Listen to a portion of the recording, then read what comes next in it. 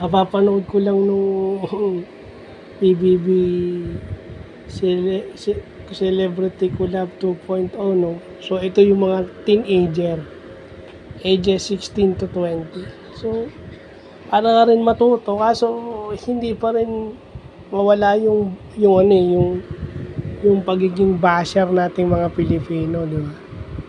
Yung first impression natin hindi matanggal, hindi natin maitago, di ba?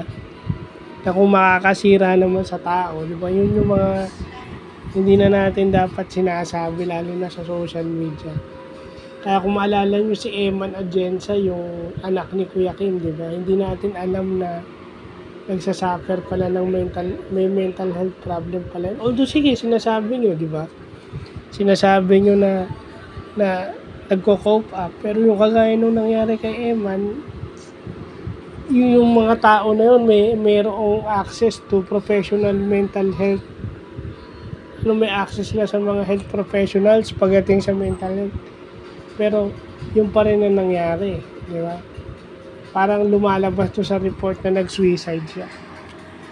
So, yung sinasabi nyo na hindi nyo alam na namatayan kayo ng well, alam yan. Kaso kasi, minsan masyado tayo nagdudwell.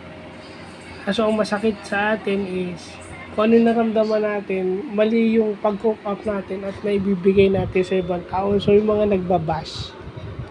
Yung mga nagbabash, sila yung may kulang. Agaya nito nila Sofia Pablo na maarte. Hindi nyo alam kung ganun talaga siya. Hindi nyo nga alam kung ano yung storya niya, di ba? Kung sino lang yung nakukursonadahan nyo, pa lang, unang day pa lang.